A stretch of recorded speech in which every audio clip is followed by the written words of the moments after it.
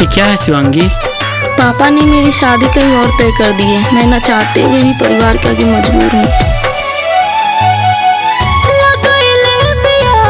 पापा पाने मजबूर हो, एहे से तो जान तो से जत बन दूर हो।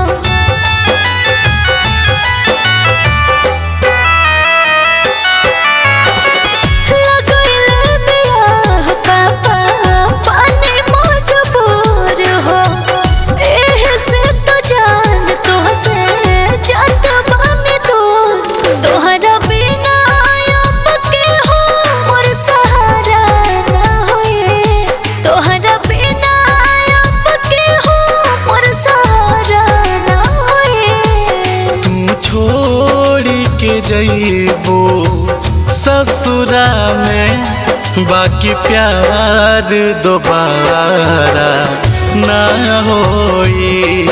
तू छोड़ी के जइबो ससुरा में बाकी प्यार दोबारा ना होई।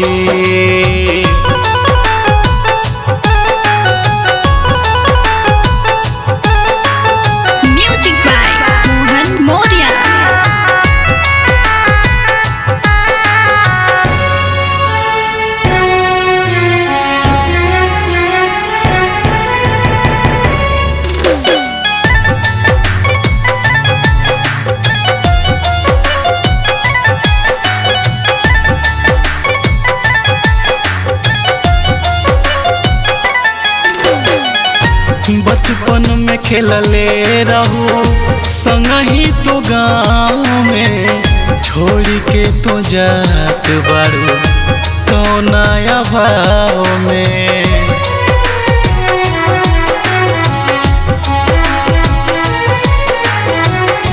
लाज बचावा तानी हम तो बाबू माई के, दिलवे जानो ताटे कितना दर्द बाजुदाई के।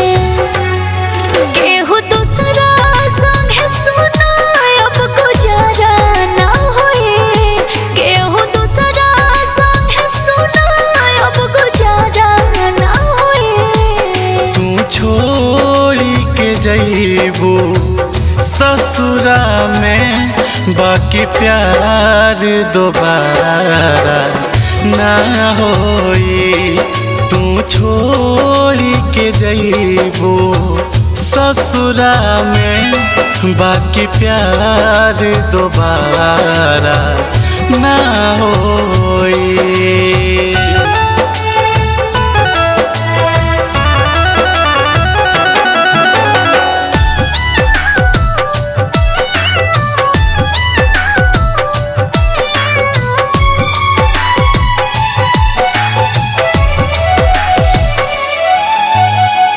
याद कर जाने स्कूल के जमाना, एक साथ टिफिन में खात रहलू खाना।